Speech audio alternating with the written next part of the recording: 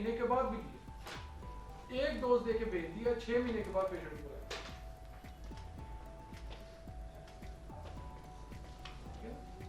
हमारी दवाएं कुछ होती हैं ऐसी जो कुछ दिनों के बाद काम करती हैं।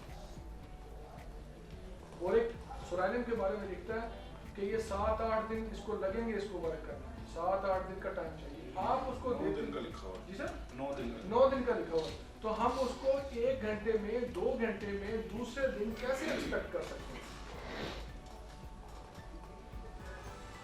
क्योंकि जो उसने प्रूविंग में सिम्टम देने शुरू किए थे वो 9 घंटे के बाद देने शुरू किए थे।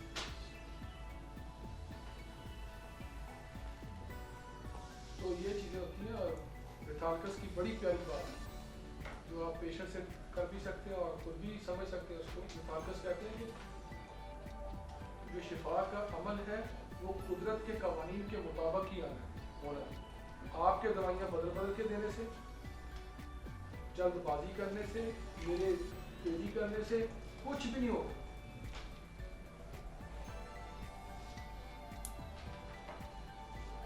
और मैं आपको अपना एक्सपीरियंस बताता हूँ कि सबको छोड़ दें। ये बातें बहुत जरूरी हैं आपके साथ केस टेकिंग पे होने के, आपके ये मसाइल है डेली के। मैं डॉक्टर साहब को कह रहा था कि मेरे स्टमक पे जब पेन शुरू हुई वो इतनी तकलीफ होती थी कि मुझे फिर दोस्तों ने पूछा यार तुम्हें नहीं आता होम्योपैथी से आराम, तो मैं होम्योपैथी भी खा लूँ। अब मुझे चूंकि वर्क करना होता था क्लिनिक में पेशेंट हो गई, मैं ये बात तो सही करते हैं। तो जब मैंने एलोपैथी खानी शुरू की, मेरा एक्सपीरियंस है एलोपैथी के साथ हफ्ते 1.5 हफ्ते का, कि जब मैंने एलोपैथी लेनी शुरू की तो मुझे एक्सपीरियंस हुआ कि वो जो दर्द मुझे कभी कभी हुआ करती थी वो फ्रीक्वेंट होने लगी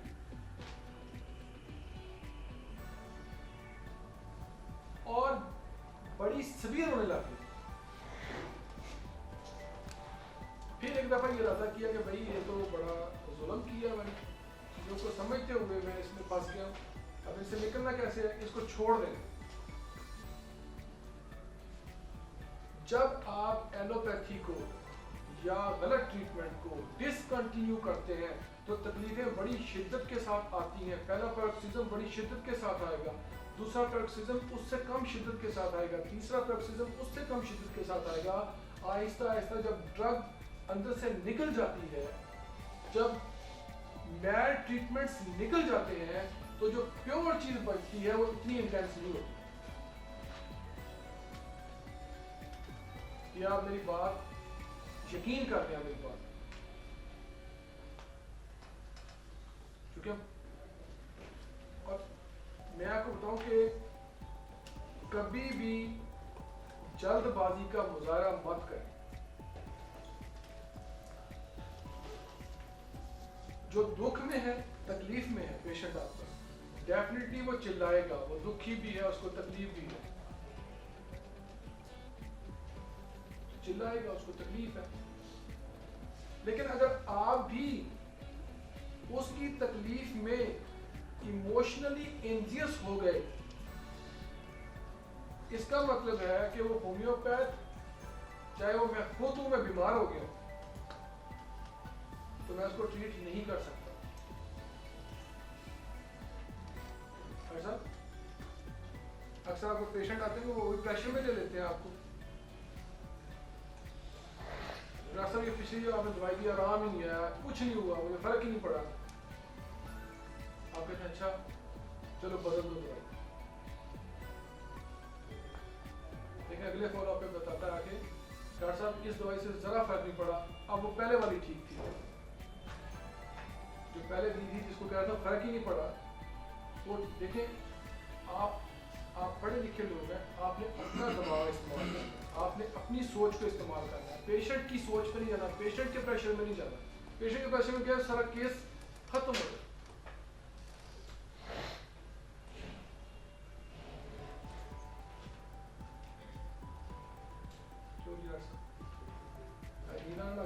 नहीं तो कुछ गलतियां हैं जो हमें ठीक करनी है।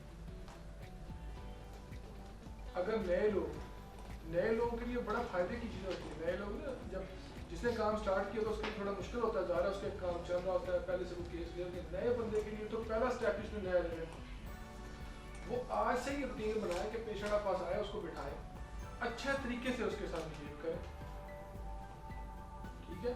हो सके तो उसको चाय भी पिलाएं, उसको बिठाएं, उसको टाइम दें, उसको बताएं कि मेरे क्लिनिक पे काम का ये तरीकाकार, ठीक है, और ये आपके फायदे के लिए काम है।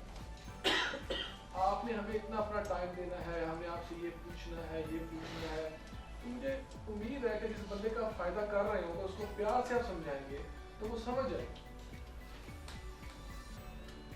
और एक वक्त आएगा जब आपका क्लिनिक जो है ना, लोग इसी बात से जानेंगे कि ये डॉक्टर साहब जो है बहुत टाइम देते हैं। इस बात से भी जानेंगे डॉक्टर बहुत टाइम लगा।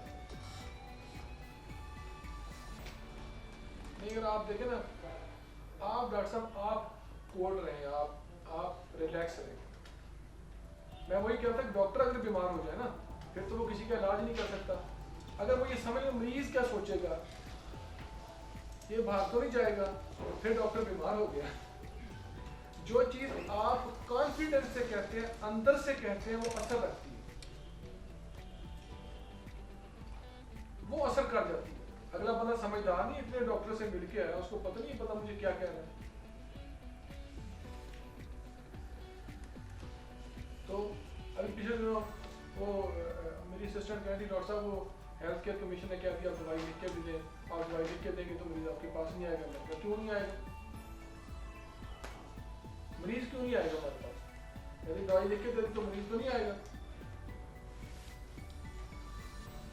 मैंने कहा कि आप मरीज को दवाई लिख के दें, बेलाडूनावाल है, एक डोज आपने दे दी है, बाकी प्लासिबो है, उसको लिख के दें। जो प्लासिबो है आपका उसको कहेंगे भाई ये देखो नीचे उसके लिख दें कि 7 दिन के बाद जरूर तशरीफ लाएं ताकि आपकी दवाई को बता जा सके। मैंने कहा अब चला जाए, वो ले जाए दवाई, उसको आप एजुकेट कर दें कि बार बार लोगे तो भाई तुम्हारा केस खराब हो जाएगा, तो हमें पता है आपको दवाई कैसे देंगे, उसको लिख दें। तो हमने तजर्बा करके देखा, वो डॉक्टर साहब डा रही थी, मैंने उनके एक्सपेरिमेंट करके दिया। मैंने कहा लाओ भी पैड लाओ, ये भाई तुम्हें दवाई दी है, मैं दवाई में साफ लिख के देता हूँ, दवाई दी, मरीज चला जाता है, वही पर्चा उठा के फिर आ रहा होता है हफ्ते के बाद, डॉक्टर मैं दवाई दूसरी दी किसी देखो जरा, कुछ नहीं होता। अगर नेगेटिव थॉट्स हमने करने शुरू कर दिए तो अगला बंदा भी चक्री में लेगा, ठीक है ना। तो नेगेटिव थॉट्स तो मेरे अंदर आ गया, भी मैं जो है ना वो दवाई मैंने लिख के दे दी, अब क्या करूँगा।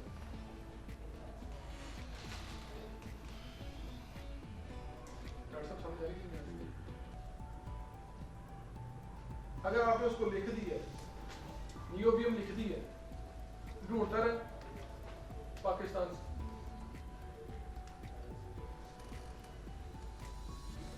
ये हेल्थ केयर कमीशन के बाद, वरना पहले मुझे लोग तंग करते थे तो मैं उनको मास्टर्स लिख देता था कि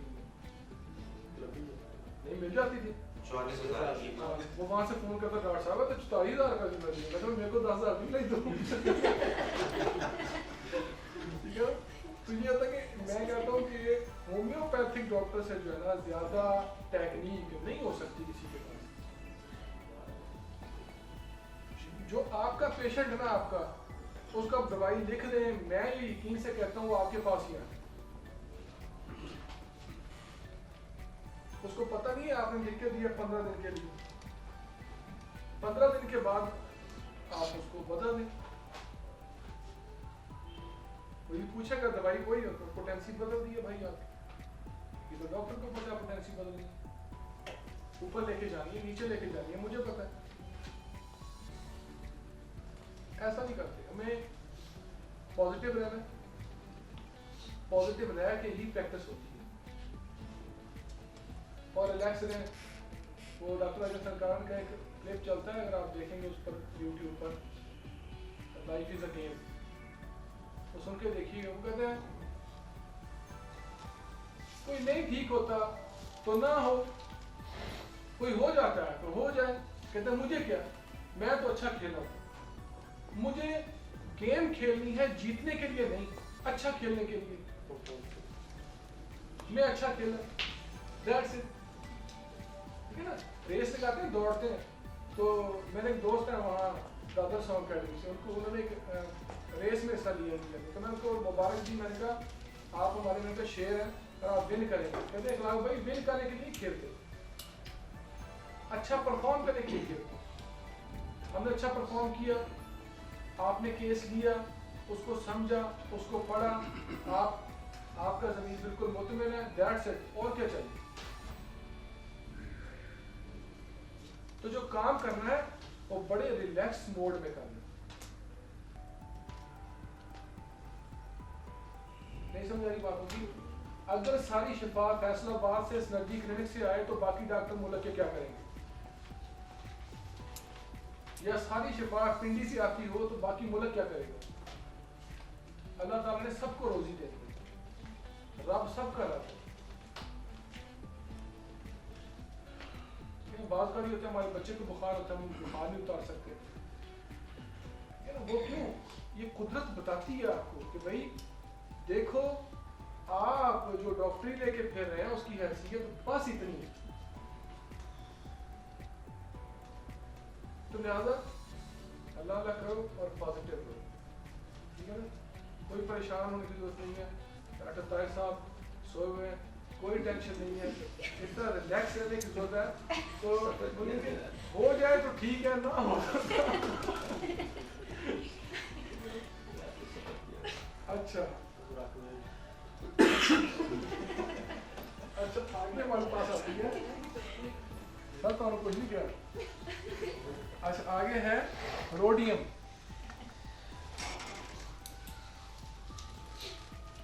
रोडियम जो है, ठीक है। Is my creation complete? Is it perfect? Ready. But there is self-doubt as to what if he makes one last minute mistake. वो थी ना काम की शुरू में, आगाज में। यहाँ पे काम आप पूछेंगे, अच्छा जो फर्ज करें एक बंदा क्रिएशन करना चाहता है, परफॉर्मेंस करना चाहता है, वो परफॉर्म कर चुका है, उसने तकरीबन अपना काम खत्म कर लिया है उस परफॉर्मेंस में।